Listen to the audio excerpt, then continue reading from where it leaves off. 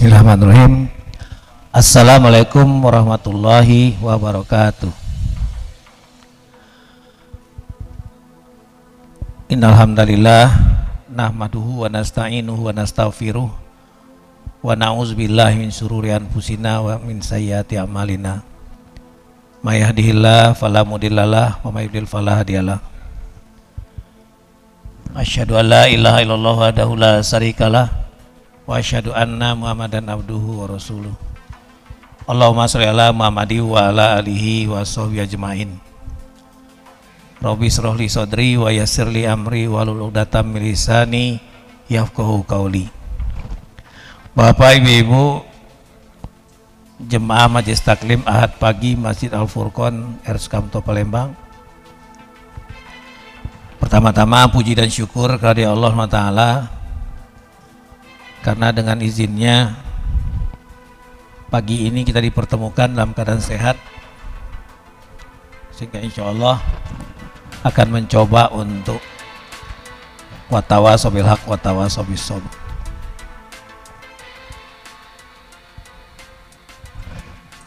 Saya dengan izin Allah setelah pengajian di sini bulan lalu ya Pak Habib ya, itu diberikan Allah nikmat sakit yang kelihatannya mendekati COVID-19. 10 hari panas, tidak karu-karuan, selera makan hilang, penciuman tidak kate. Saya kontak Pak Emil bilang istirahat aja di rumah sakit.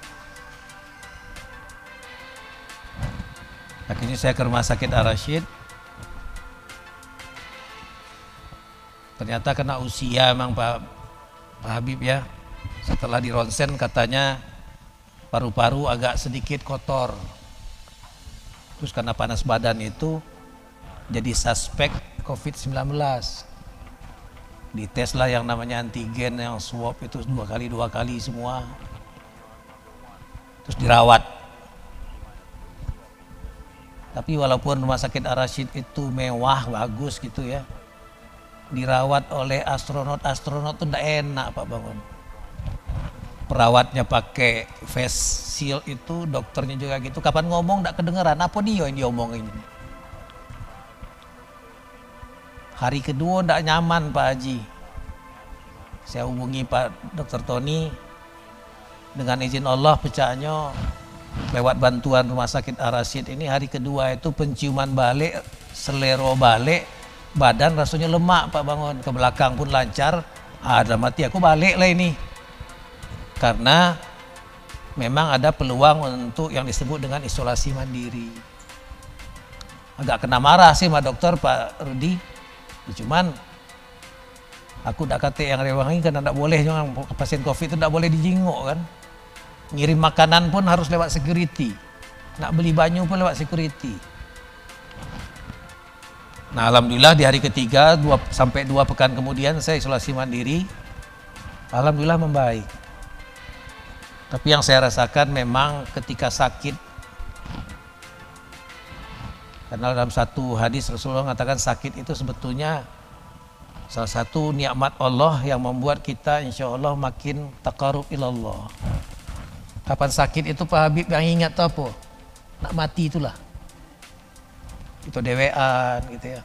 Waktu panjang, akhirnya banyak-banyak berzikir. Terpikir jangan-jangan ini waktu aku. Baru dengan virus itu aja sudah begitu. Sehingga memang ketika diizinkan Allah kembali pulih, itu karunia Allah yang luar biasa. Waktu berjalan, tidak terasa sekarang di akhir bulan Zulhijjah. Kalau saya boleh nanya ke Bapak Ibu sekalian, tanggal berapa hari ini? Tanggal? Pak Habib Dewek yang jawab dengan 22.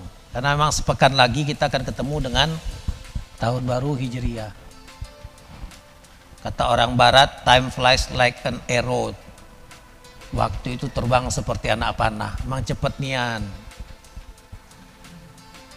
Yang namanya sekolah daring ini aja sudah hampir 19 bulan Pak Habib. Hampir 2 tahun. Dan itu tidak terasa. Dan mau ngomong memang Pak Haji, diskusi kita dengan kawan-kawan, dengan virus yang kecil itu Allah memberi cobaan yang luar biasa kepada kita. Kenapa? Kalau saya pribadi merasa itu proses pembodohan, Pak. Sekolah daring itu keren di omongan aja, Pak. Dalam prakteknya saya perhatikan anak-anak itu sekarang semangat bersekolahnya lah tinggal 20% Pak Rudi. Dan pembukaan sekolah kita ini ditunda-tunda terus kan, Januari, Februari, Maret, April, Mei lah lebaran dulu, Juni, Juli kemarin ditunda lagi, dan tidak tahu sampai kapan. Tapi perjalanan waktu mengisyaratkan kita ada awal, ada akhir. Kita harus senantiasa melakukan kontemplasi. Kita harus senantiasa melakukan renungan. Kan hisaplah dirimu sebelum dihisap Allah. Jadi sebetulnya saya dan kita semua ini sepanjang waktu usahakanlah paling tidak sekali dalam sehari melakukan renungan. Seandainya hari ini kita diwafatkan Allah, kira-kira kita termasuk orang yang beruntung atau orang yang rugi. Nah, kalau kita merasa termasuk mungkin orang yang merugi, banyak-banyaklah beristighfar. Kontak orang-orang yang mungkin kita rasakan kita punya salah kepada dia. Karena yang dimaafkan, yang diampunkan Allah di bulan Ramadan itu dosa kepada Allah. Dosa kepada tetangga, dosa kepada saudara itu tidak termasuk. Itu harus diurus sendiri.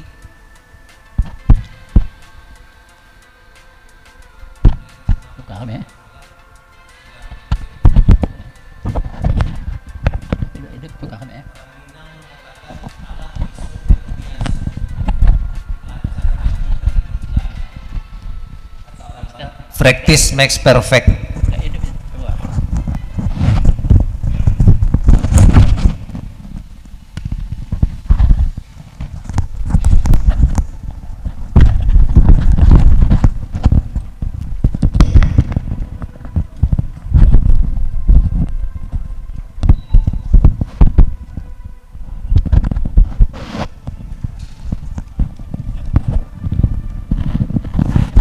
Jadi memang di dalam Islam proses pengulangan itu sesuatu yang perlu. Saja dalam surah kita paling tidak mengulangi surah Al-Fatihah itu 17 kali sehari semalam. Bahasa memang dikatakan proses internalisasi, proses pengulangan ya. Practice makes perfect itu dengan berlatih akan makin sempurna. Saya putarkan lagi video klip yang tahun lalu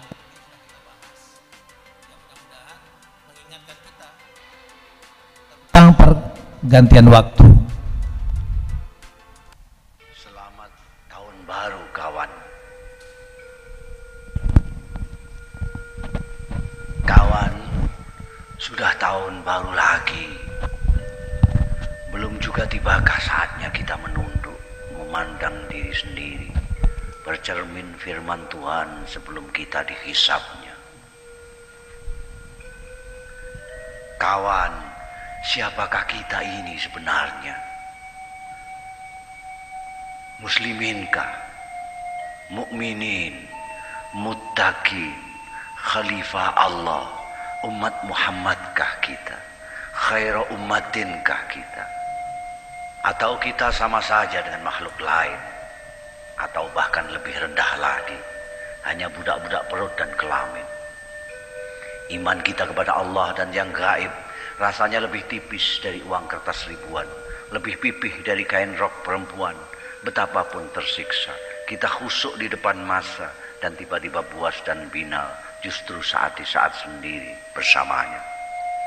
Syahadat kita rasanya seperti perut beduk atau pernyataan setia pegawai rendah aja, kosong tak berdaya.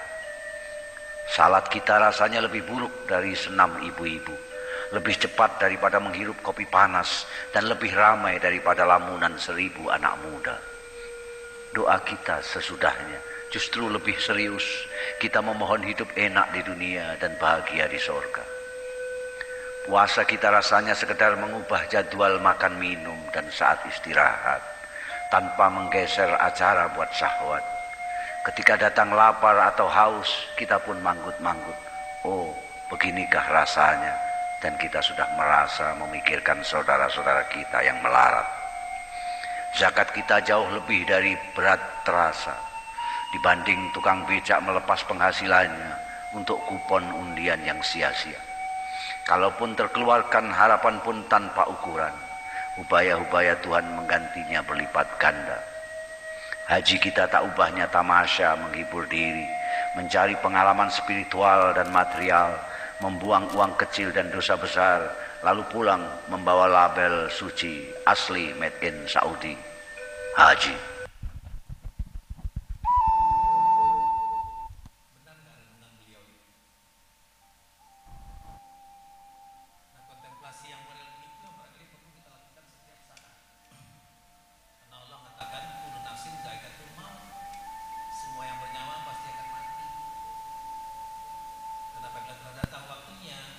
Tidak bisa dimajukan dan tidak bisa dimundurkan walaupun hanya sedetik. 2 hari yang lalu teman sekampung saya, Pak Bangun, dipanggil Allah, anak Pak Aminus, masih gadis yang kerja di Bank Syariah Mandiri itu. Kalau memperhatikan umur dia, rasa-rasanya Pak Bangun, kita-kita ini memanglah banyak nian dapat nikmat dari Allah. Hitungan Masehi Pak Bangun dengan saya itu 61 tahun, tapi kalau Hijriah ada 63. Kalau saya tidak salah Pak Bangun akhir bulan ini ya 61 ya. Nah, waktu ini demikian panjang, seperti renungan beliau tadi. Gimana syahadat kita, gimana sholat kita, gimana saum kita, gimana zakat kita, gimana haji kita. Karena Allah di surat Al-A'raf ayat 179 memang mengisyaratkan ulaika kal an'am bal hum adol, ulaika humul muflihun.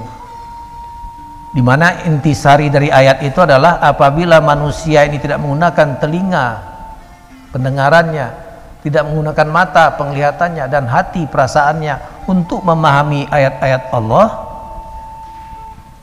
Allah mengatakan mereka calon isi neraka jahanam. Walaqad zara'na li jahannama katsiran minal jinni wal ins lahum qulubun la yafqahuna biha wa lahum adzanun la yasma'una biha ulaika kal an'am bal hum adol ulaika humul muflihun. Jadi tidak bisa menggunakan pendengaran, penglihatan dan hatinya untuk memahami ayat Allah, itu dikatakan seperti binatang ternak, bahkan lebih sesat lagi, dan itu calon isi neraka jahanam. Ya jin, ya manusia. Nah, jadi dengan pergeseran waktu sudah seharusnya memang saya dan kita semua makin tua harusnya makin wise, makin tua harusnya makin bijaksana. Dan di saat-saat tua sebetulnya orientasi kita memang harus dirubah, seperti pengajian kemarin dengan Pak Bangun, bahwa sebetulnya orientasi kita harusnya sudah ke akhirat. Walaupun sebetulnya kalau anak-anak muda dari awal-awal sudah berorientasi ke akhirat, insya Allah hidupnya akan lebih lurus daripada mungkin senior-seniornya yang relatif kurang terarah. Yang dikejar tuh hanya dunia saja. Nah, Allah menyitir beberapa ayat-ayat tentang Al-Quran, tentang waktu. Surat Yunus ayat 5,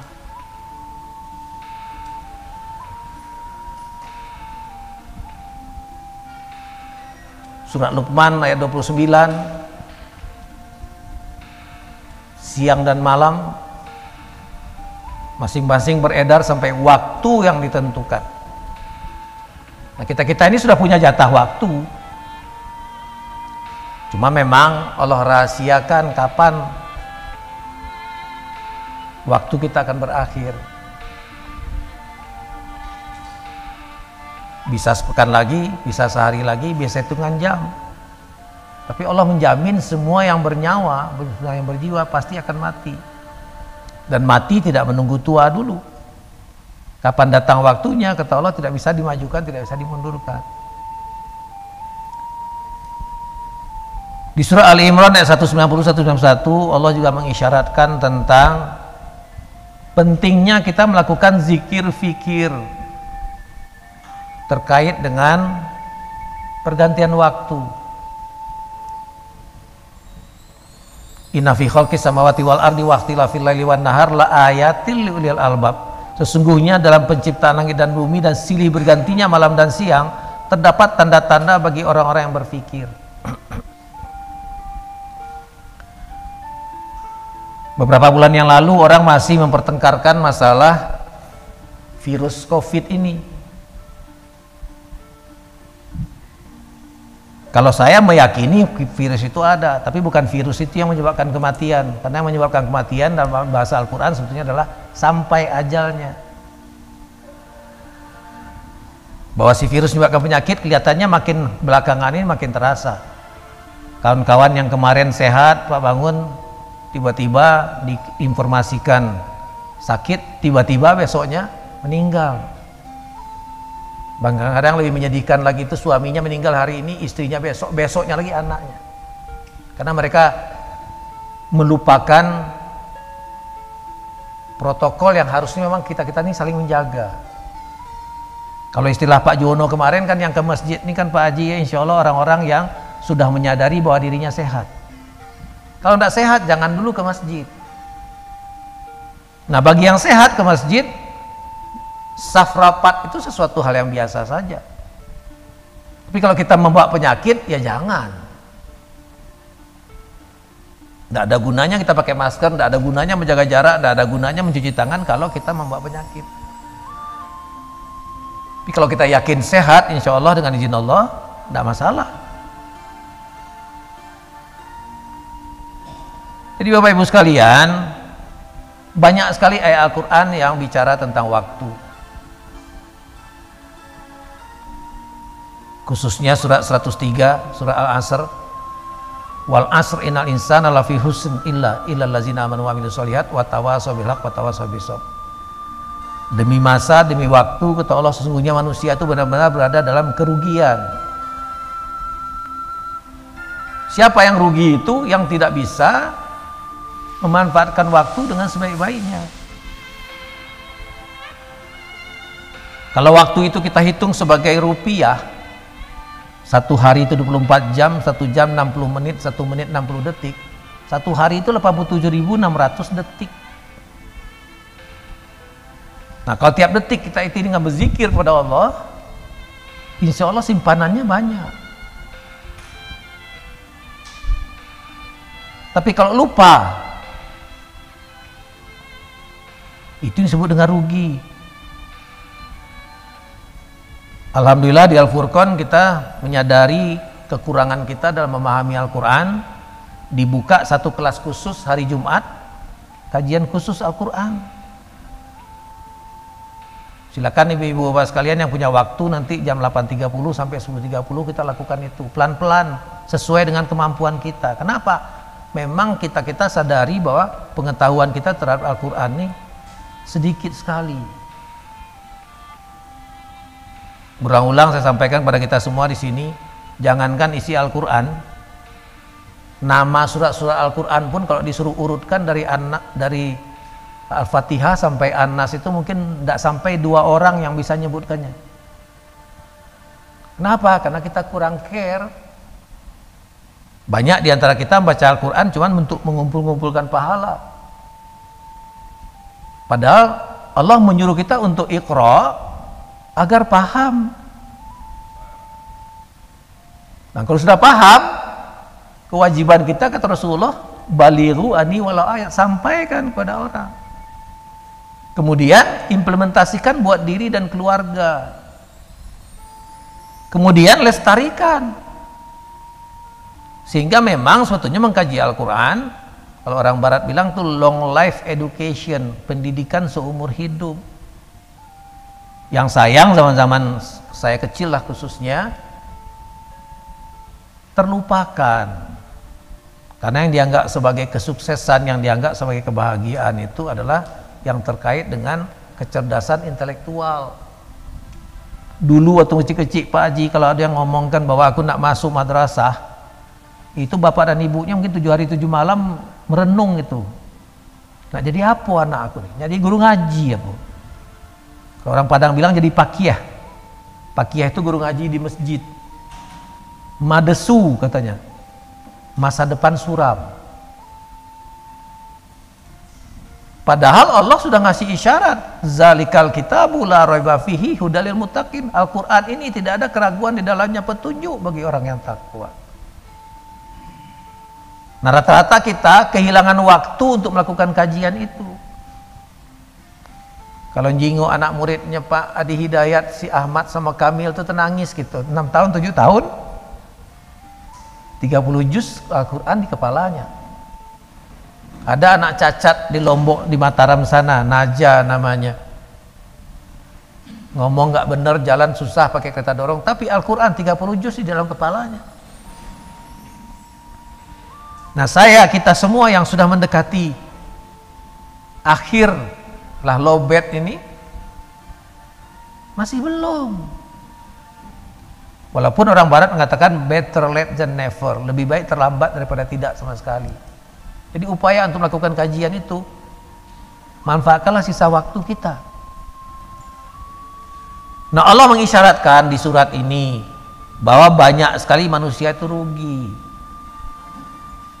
Yang tidak rugi itu adalah orang-orang yang yakin, beriman, kemudian beramal soleh. Hablum minallah, hablum minan nas. Dan kalau kita lihat memang ibadah-ibadah dalam Islam itu dimensinya selalu dua. Dimensi transendental kepada Allah dan dimensi kepada sesama manusia. Salat dimulai dengan takbir, Allahu Akbar, ditutup dengan salam. Puasa ditutup dengan zakat fitrah, zakat mal. Haji ditutup dengan berkorban. Jadi hablum minallah dan hablum minan nas itu satu tarikan nafas, tidak bisa cuma sepotong-sepotong. Nah, kalau yang sepotong-sepotong disilakan rugi. Termasuk kita-kita yang mungkin tak bisa memanfaatkan waktu dengan sebaik-baiknya, sehingga sampai sekarang masih jauh dari yang diharapkan Rasulullah. Kita berharap kita jangan rugi, tapi lawannya yaitu untung.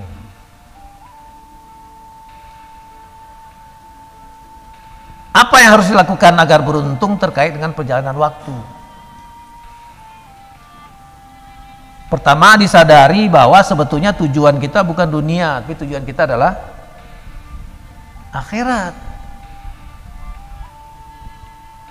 Kemarin panjang lebar dikaji oleh Pak Beni, Pak Bangun dengan Pak Sarip, Ustadz Sarip. Dunia itu dikatakan hanya lahwu walaibum.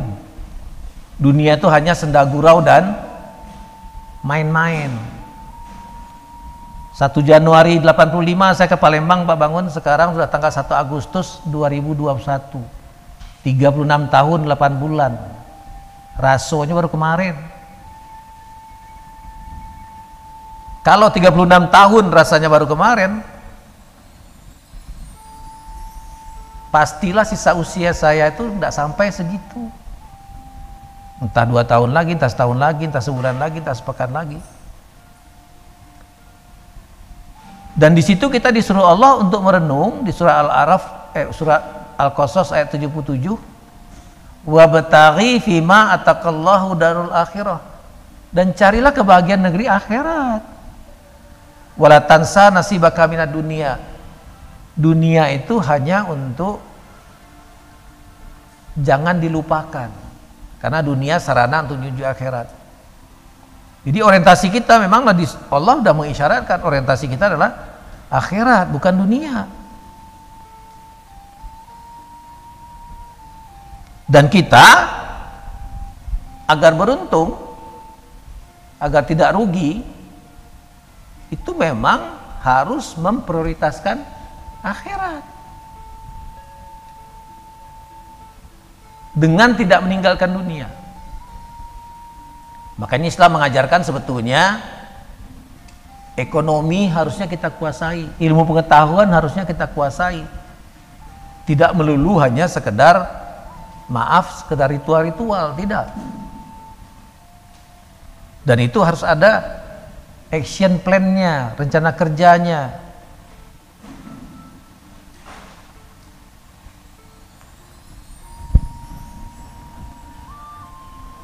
Nah, Bapak Ibu sekalian, dari beberapa ayat-ayat tadi, agar beruntung ada hal paling penting yang harus kita perhatikan, yaitu sholat.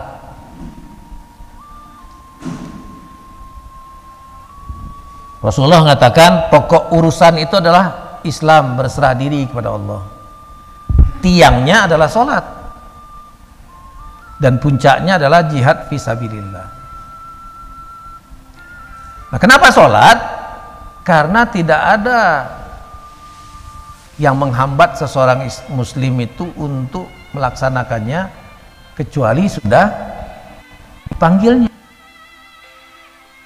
Dia mengatakan sholatlah kamu sebelum kamu disolatkan.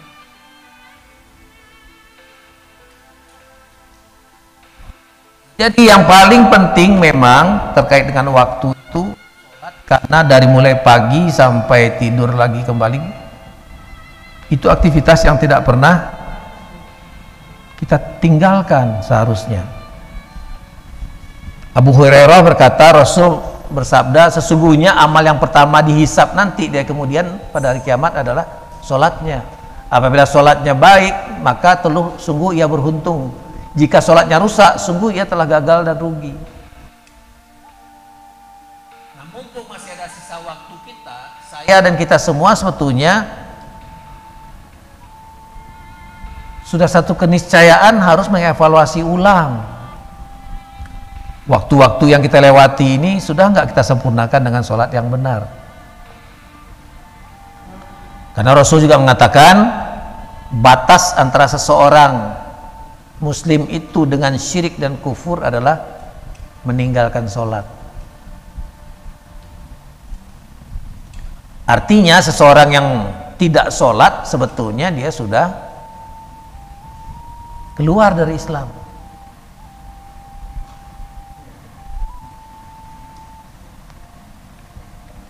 Nah, Bapak Ibu sekalian, sholat yang makmano yang menyebabkan kita beruntung itu. Allah mengatakan di surat Toha ayat 14, Innani anallaha la ilaha illa ana fa'budni wa aqimis sholah li zikri. Sesungguhnya akulah Allah, tiada Tuhan yang berhak disembah melainkan aku, maka sembahlah, mengabdilah kepadaku, dan dirikanlah sholat untuk mengingat, untuk berzikir, untuk berdoa kepadaku. Jadi mungkin kita memang perlu merubah paradigma kita bahwa sebetulnya memang zikir yang paling utama itu adalah sholat. Kata siapa? Kata Allah, aqimis sholah li zikri, dirikan sholat untuk mengingatku. Nah, sholat yang beruntung juga disilakan Allah dalam Al-Quran, sholat yang dilaksanakan dan dimaknai dengan khusyuk, di mana khusyuk itu sebetulnya tidak hanya dalam ritual sholatnya sebetulnya, tapi khusyuk itu harus berdampak kepada hidup dan kehidupan kita selama 24 jam. Karena sholat dimulai dengan taharah, bersuci. Kalau itu dijalani dalam hidup sehari-hari, maka kita insya Allah akan berupaya untuk mensucikan diri dari maksiat.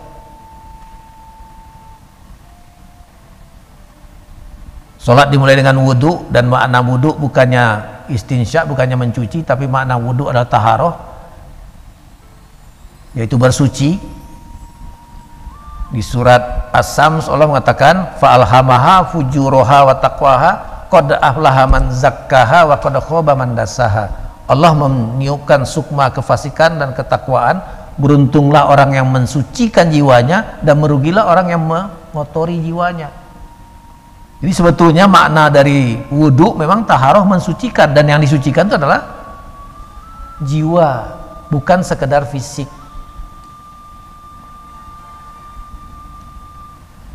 Nah, sholat seyogyanya seharusnya dilakukan pada waktunya, karena Allah sendiri yang ngasih tahu bahwa sholat itu ditentukan waktunya bagi orang beriman. Inna sholata kanat ala mu'minina kitabun mawquta. Surat An-Nisa ayat 103. Ini ada video klip yang mungkin lebih menjelaskan kepada kita. Rasulullah Shallallahu Alaihi Wasallam, beliau tuh kalau lagi dapat masalah, kemana beliau larikan? Beliau larikan kepada sholat, karena dia tahu yang bisa menyelesaikan masalah cuma Allah dan la ilaha illallah. Kalau kau punya masalah, kau punya Rabb yang menciptakan langit dan bumi. Allahu Akbar, dia maha besar. Dia tuh kalau mau menyelesaikan masalah, dia tinggal ngomong kun, selesai. Tapi kitanya nggak mau kembali kepada Allah. Kita lebih bersandar kepada diri kita, kepada akal kita. Yang tatkala akal kita tidak mampu menerima, hati kita tidak mampu menguasai diri, kemudian kita loncat untuk bunuh diri. Kau lupa kau diciptakan untuk satu tujuan, mengabdi kepada Allah. Apapun masalahmu, hamparkan senjata. Kau katakan Allahu Akbar. Saya pernah baca dan satu riwayat, Ali bin Abi Thalib itu pernah kena panah punggungnya. Nah, waktu sahabat mau mencabut anak panah itu, Pak Habib kan dia mengatakan, tunggu, aku mau sholat dulu. Nah, ketika aku sholat nanti silakan dicabut anak panah. Mungkin itu ekstrim, tapi paling tidak kita mengambil hikmah. Memang sebetulnya sholat itu komunikasi antara kita dengan Allah langsung. Saya dan kita semua kalau diizinkan Allah bangun tengah malam ketika tahajud, memang enak betul rasanya. Apa yang kita minta kita sampaikan kepada Allah, plong. Kenapa? Suasananya sangat memungkinkan. Allah mengatakan di surat Bani Israil ayat 80, wa minal laili fatahajjat bihi nafilatan lak asa ayyabasaka rabbuka maqaman mahmuda. Dan pada sebagian malam, ada yang katakan sepertiga malam, laksanakanlah sholat tahajud untuk tambahan amal bagimu. Semoga kamu ditempatkan Allah di tempat yang terpuji. Nah, ibu sekalian, 24 jam itu Allah yang ngaturnya. Ada perintah sholat 5 waktu. Aqimis sholat liduluqis syams ila ghasaqil lail wa qur'anal fajr inna qur'anal fajri kana masyhuda.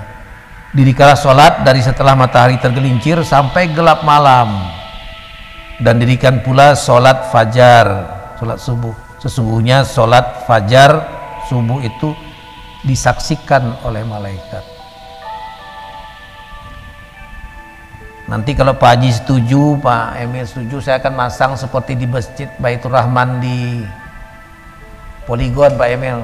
Di situ dikatakan sesungguhnya sholat 2 rakaat sebelum sholat subuh itu lebih baik daripada dunia dan seisinya. Ya, mudah-mudahan memotivasi orang-orang untuk sejak subuh itu sampai isya. Sebetulnya saya dan kita semua, khususnya laki-laki, tempat sholat kita itu adalah di masjid berjamaah, bukan sendiri-sendiri di rumah. Walaupun sekarang memang jadi diskusi panjang lebar terkait dengan COVID ini, karena banyak tempat yang sampai nak sholat di masjid pun tidak boleh, Pak, bangun ya. Ada salah seorang pensiunan tentara katanya kemarin di media sosial itu mau minta izin sholat di masjid, tidak dibolehkan oleh Satpol PP atau apa gitu ya. Kembali kepada yang disampaikan oleh Pak Jono kemarin, kita kalau mau sholat di masjid sebetulnya memang Dengan mengharap ridho dari Allah, berupayalah meyakinkan diri bahwa kita itu orang yang sehat. Kalau tidak sehat, jangan ke masjid. Nah, ibu-ibu sekalian, dari mulai fajar sampai tengah malam diatur Allah. Tadi dikatakan sholat fajar disaksikan oleh malaikat. Yang dimaksud sholat fajar itu adalah sholat subuh.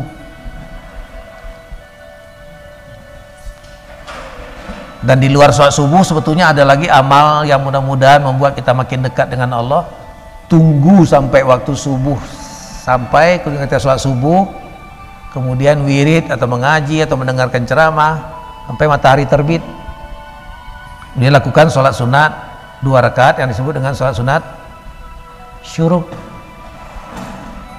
Kemudian beberapa waktu kemudian ada yang mengatakan mulai jam 8, ada yang mengatakan, kalau Pak Juwono mengatakan waktu yang terbaik untuk sholat duha itu adalah di waktu jam 10. Tapi tetap dilaksanakan, karena antara subuh dengan zuhur itu waktunya panjang. Rugi kalau tidak diisi. Diisinya dengan apa? Antara lain dengan sholat sunnah duha.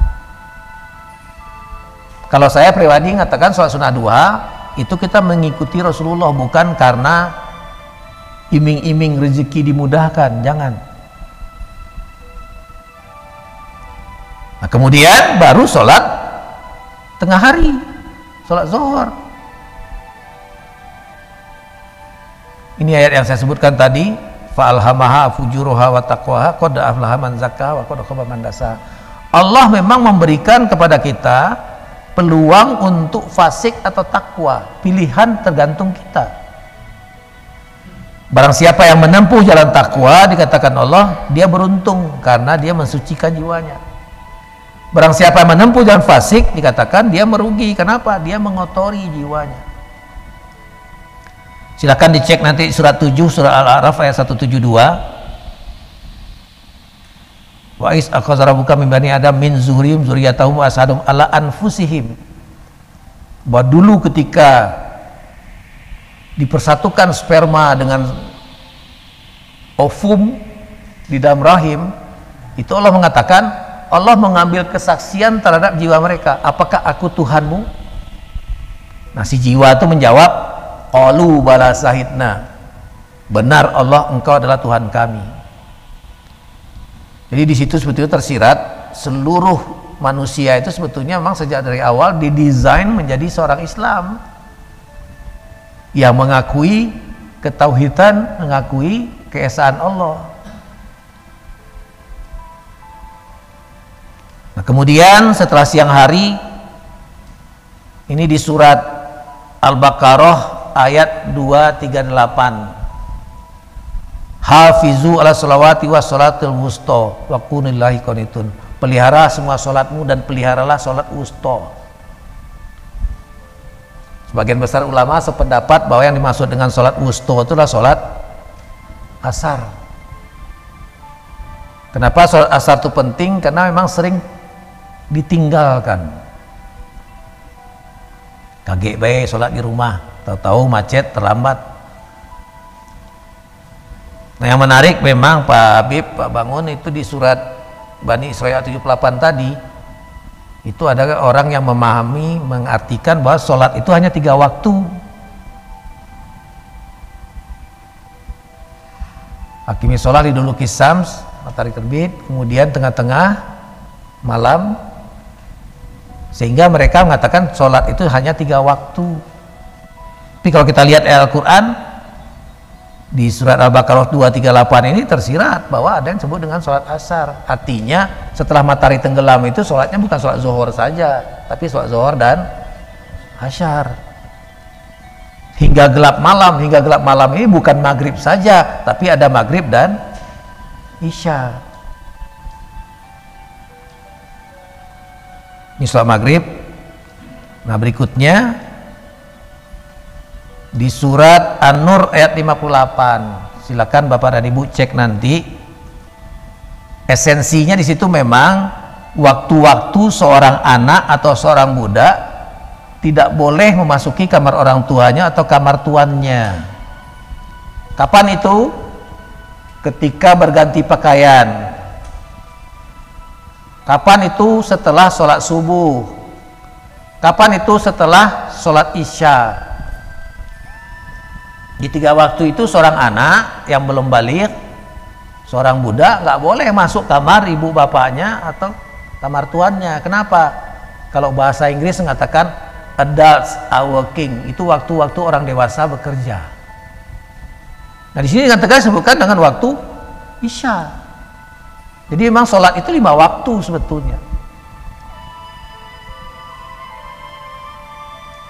Nah ibu bapak sekalian, setelah sholat isya pun ternyata Allah membuka peluang buat kita melakukan komunikasi dengan dia melalui sholat malam. Wa minal laili fatahajjat bihi nafilatan lak asa ya bisaka rabbuka maqama mahmuda. Sholat tahajud. Ada peluang pekerjaan, kejar. Ada peluang materi, kejar. Kenapa akhirat yang ada peluang surga, nah di situ nggak Anda kejar? Bukankah tengah malam itu ada peluang untuk menjemput surga dengan tahajud? Bukankah ketika Anda tahajud ada surga yang telah Allah siapkan di taman surga dengan segala keindahannya? Bukankah ketika menjelang subuh waktu sahar ada ampunan dosa diberikan? Ada pengabulan dari doa yang dipanjatkan? Ada semua doa yang dimintakan langsung dikabulkan? Bukankah istighfar Anda akan memberikan apa yang Anda harapkan seketika Allah kabulkan pada saat itu? Kenapa tidak Anda kejar? Bukankah 2 rakaat sebelum subuh Allah akan berikan lebih daripada dunia dan seisinya? Bukankah duha itu menghilangkan dari musibah yang kita akan hadapi di hari itu? Bukankah sedekah melipat gandakan apa yang kita telah dapatkan? Kenapa tidak Anda kejar?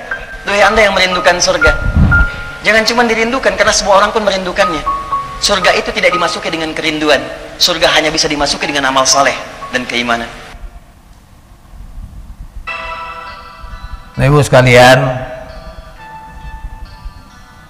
ketika Rasulullah ditanyakan tentang perbandingan dunia dan akhirat, mungkin di pengajian kita pekan depan hari Jumat mungkin kita ingatkan dengan Pak Beni, Pak Bangun.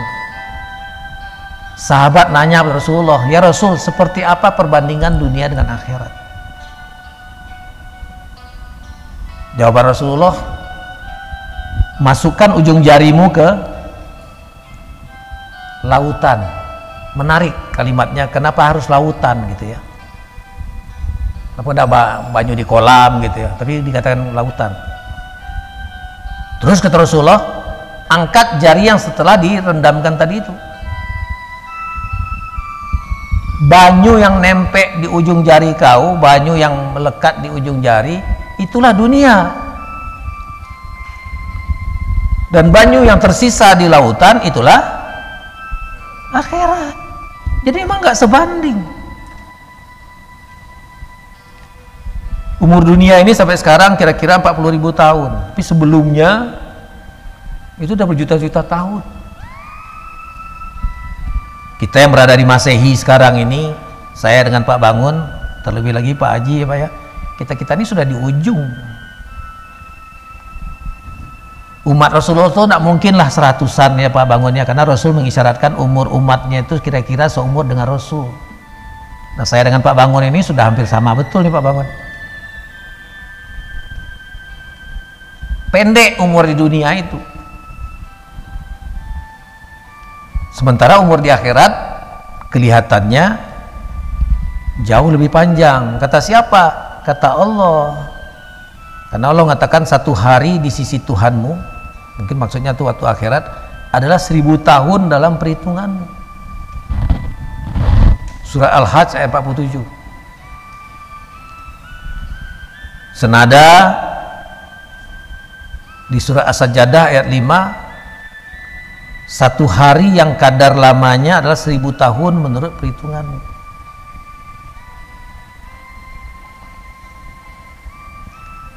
Jadi memang waktu dunia dengan waktu akhirat itu jauh sekali. Wajarlah dikatakan dunia itu hanya senda gurau dan main-main.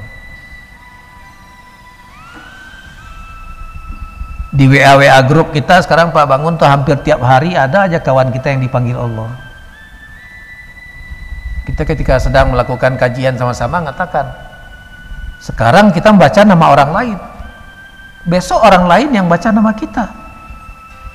Makanya kita lewat di depan papan pengumuman, innalillahi wa inna ilaihi rajiun, telah berpulang ke rahmatullah si fulan bin fulan, umur sekian, pada hari kapan, tanggal sekian. Nah sebetulnya pada saat itu Allah sudah mengingatkan kepada kita, Reza, kau dengat lagi. Nah ketika diingatkan kau dengat lagi itu, Al-Quran langsung mengisyaratkan kepada kita, wal tanzur nafsum ma qaddamat lighad, kau sudah siapkan apa?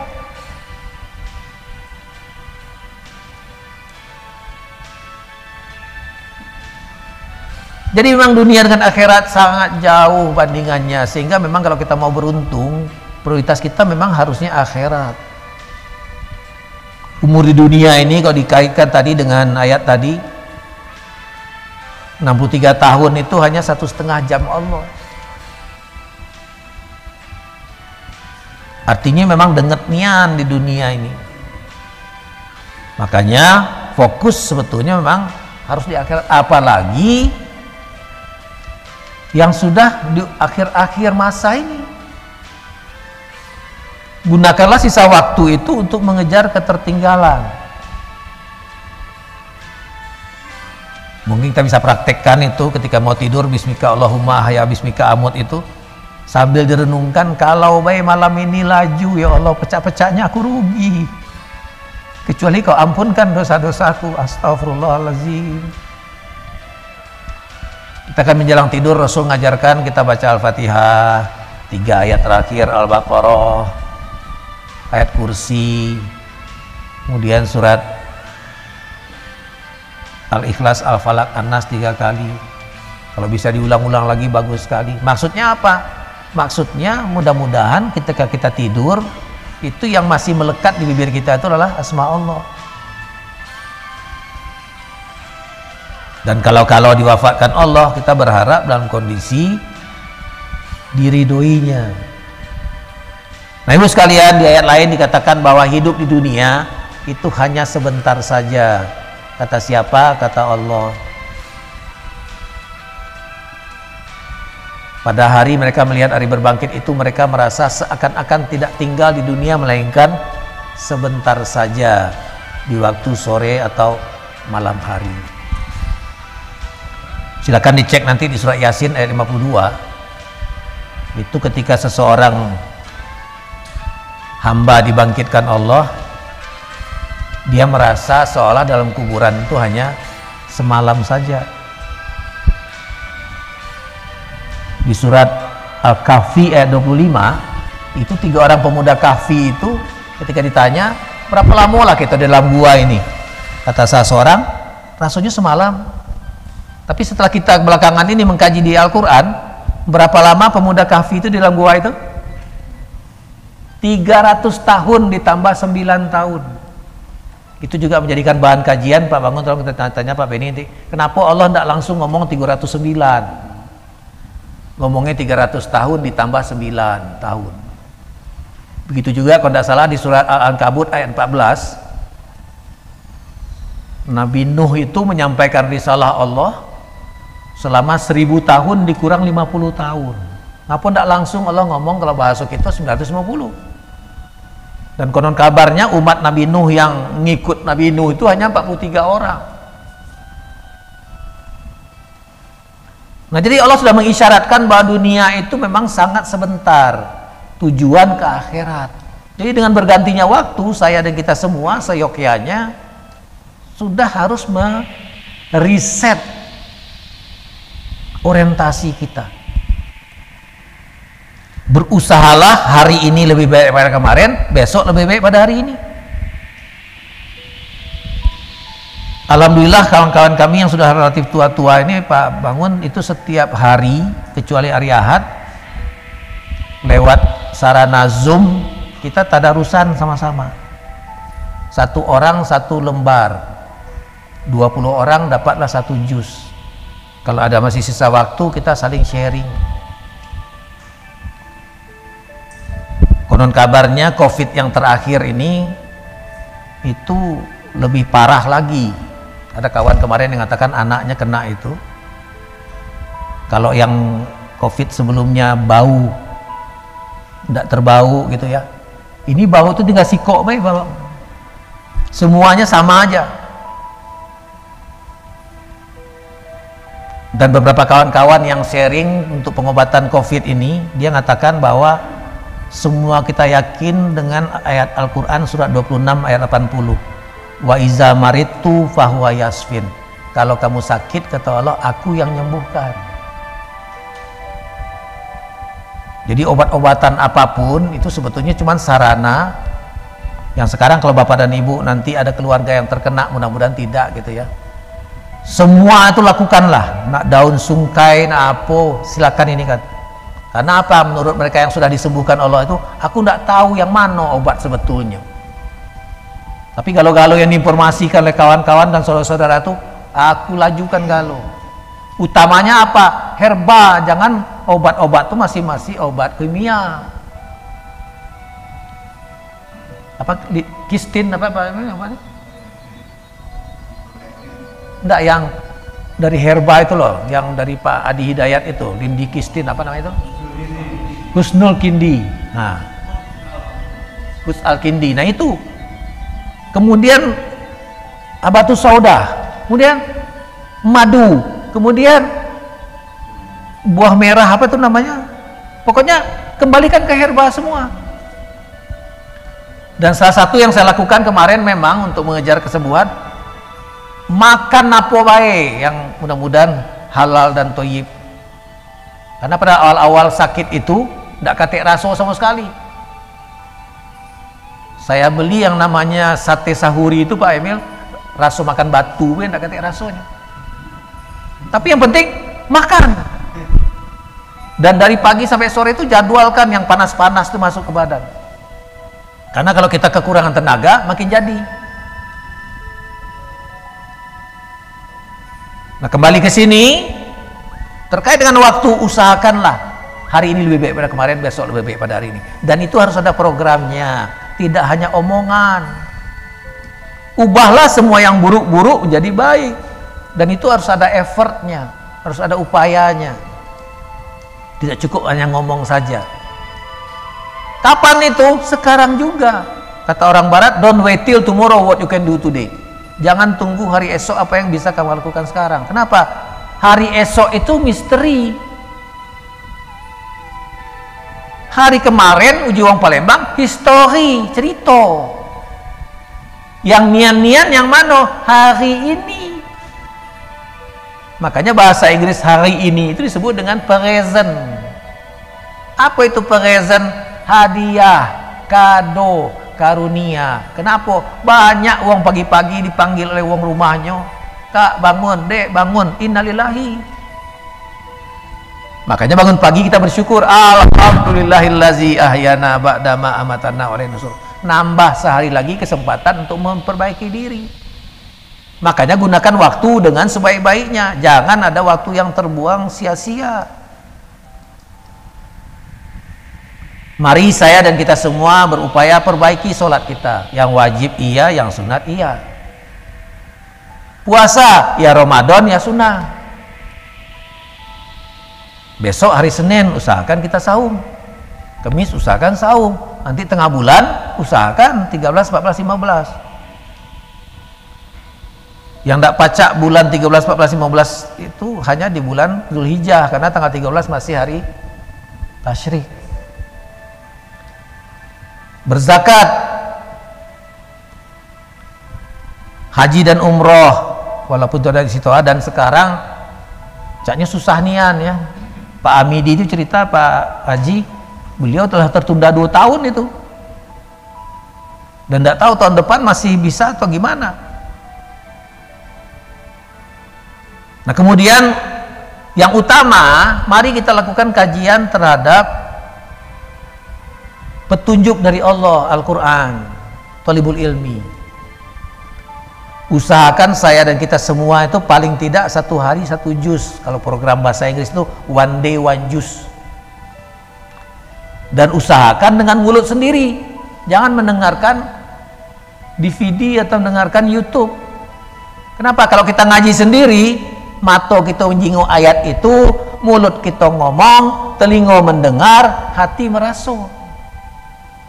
Kata Mas Haru Emoto, kalau dibacakan ayat-ayat Allah, itu seluruh benda cair di badan kita itu ikut bergetar. Makanya kita memang jangan tinggalkan zikir, agar seluruh yang ada di badan kita itu selalu berzikir kepada Allah. Nah, Al-Quran tidak hanya dibaca saja, harus dipahami, kemudian harus diamalkan, kemudian harus disiarkan, harus dilestarikan. Tolong koreksi saya Pak Habib, Pak Bangun, menjelang kiamat nanti katanya tulisan Al-Quran itu akan hilang. Menurut pemahaman sama saya yang bodoh, yang dimaksud dengan hilang tulisan Al-Quran itu ada tulisannya, tapi orang tidak baca lagi. Sama pecah kita sekarang diunjuk buku bahasa Thailand, Pak Mukarom, baca enggak kita bacanya? Tidak, kenapa tidak ngerti gitu. Nah mungkin nanti menjelang kiamat nanti seperti itu kondisinya, ada tulisan Al-Quran itu tapi nggak ada lagi yang bisa bacanya.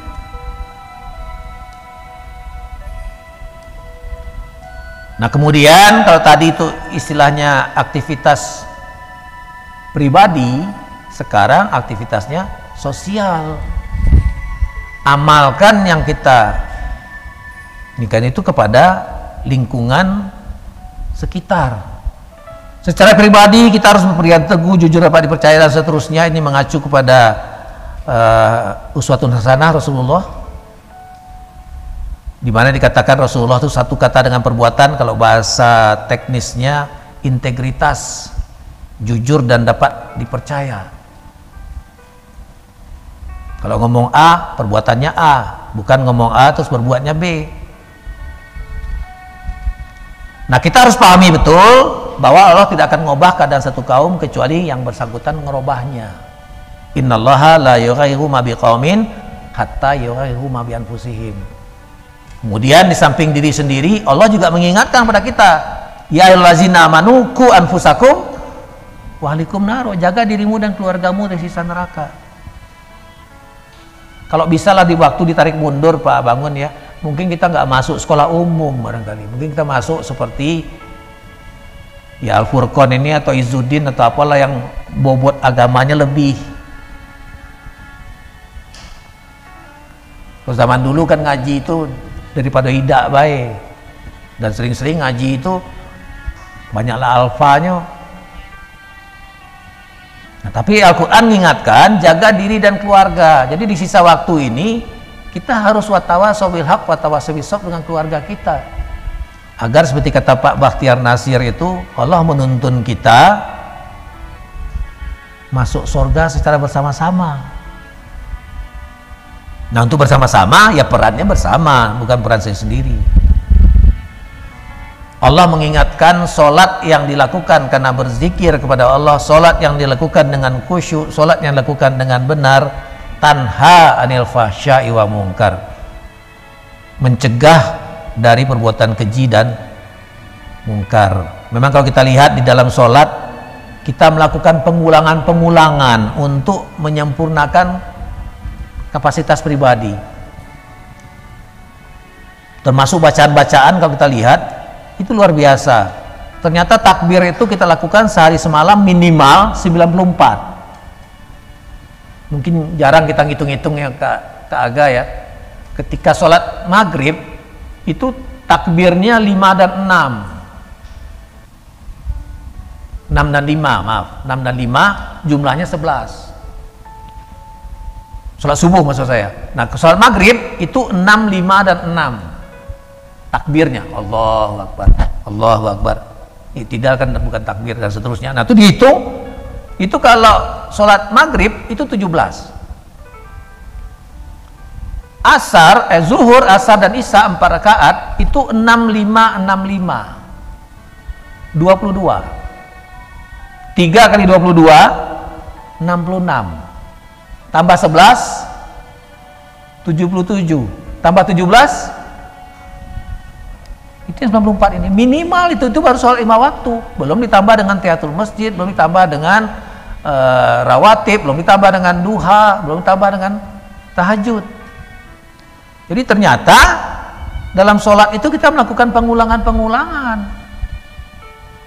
Tasbih, kalau bacanya subhanaka Allahumma bihamdika Allahumma firli dan seterusnya, itu satu sujud cuma sekali, dua kali waktu sujud, waktu rukuk sekali, sehingga 17 rakaat 51.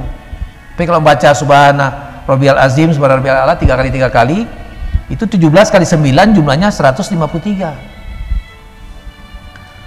Dan pengulangan-pengulangan itu yaitu Allah biso karena biaso, lancar kaji karena diulang itu.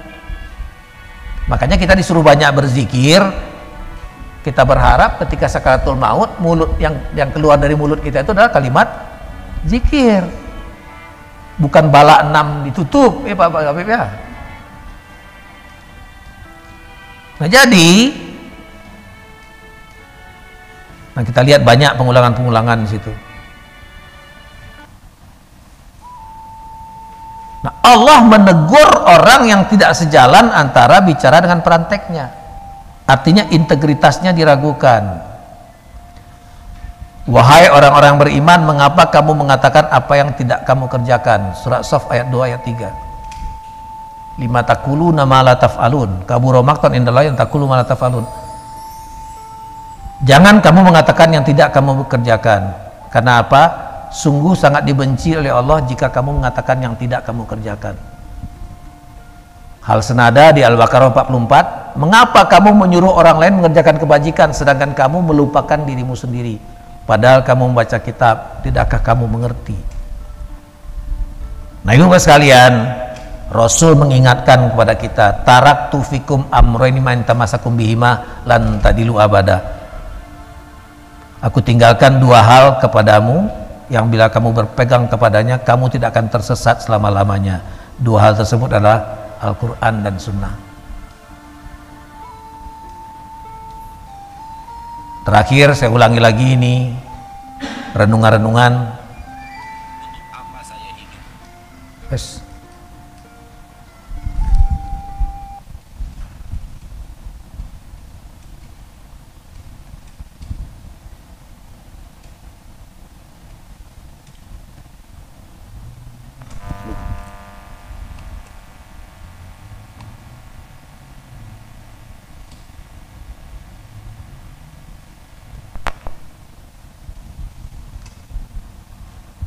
Untuk apa saya hidup?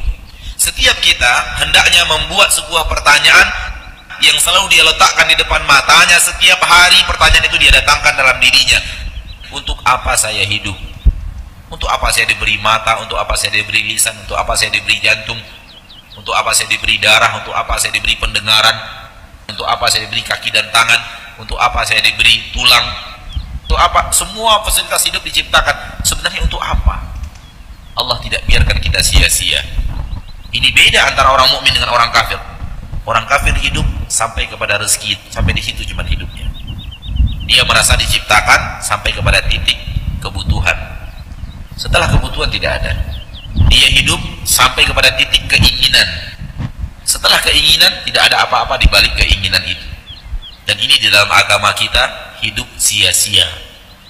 Kalau hidup hanya untuk mengumpulkan uang, Anda hidup sia-sia. Kalau hidup hanya sekedar untuk mencari karir setinggi-tingginya, Anda hidup sia-sia. Karena hidup itu bukan untuk itu. Itu orang tidak tahu untuk apa dia hidup. Dan jawaban yang benar agar hidup ini dan seluruh fasilitas hidup ini saya jadikan sarana agar saya bisa mematuhi perintah Allah dan menjauhi larangannya, dalam kata kurung beribadah kepadanya.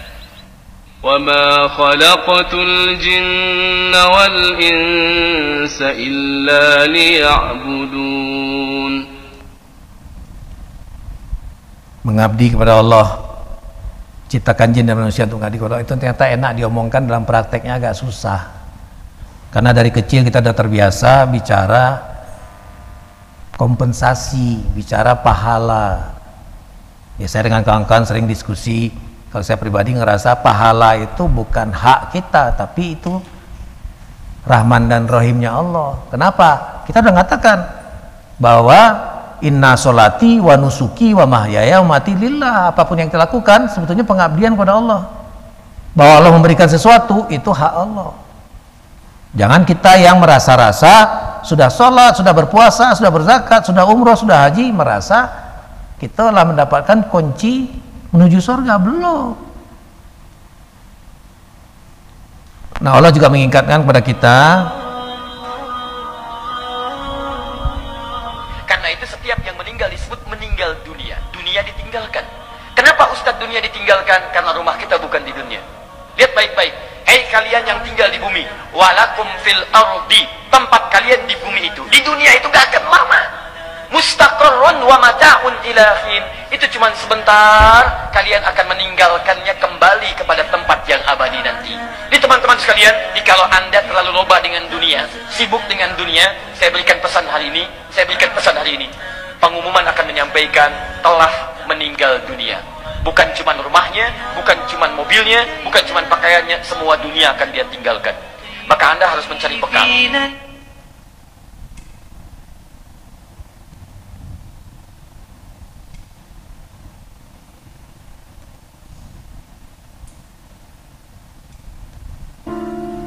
Masa lalu tak dapat diulang kembali. Lan tarji'al ayyamul lati madat, tak dapat terulang hari yang sudah berlalu. Menetes air mata mereka yang sudah mati itu meminta, Rabbana absarna, mata kami sudah melihat azab, wa sami'na, telinga kami sudah mendengar teriakan pekikan tangisan azab, farji'na, kembalikan kami ke dunia, na'mal salihah, kami ingin beramal saleh, inna muqinun, kami yakin seyakin-yakinnya. Orang yang sudah mati dimakan cacing tanah itu ingin hidup sekali lagi. Laula akhartani ila ajalin qarib, seandainya umur kami bisa ditambah qarib, tidak lama, sesaat saja, fa as-saddaqa, aku mau bersedekah, aku membantu orang susah, aku mau berbagi harta, wa aku minas salihin, aku ingin beramal saleh. Surat senada di surah Al-Mu'minun ayat 100, bahwa ketika datang kematian kepada seseorang, dia akan membicara kepada Allah, ya Allah, kembalikan aku ke dunia, aku berjanji akan berbuat amal soleh. Tapi apa jawaban Allah? Sekali-kali tidak.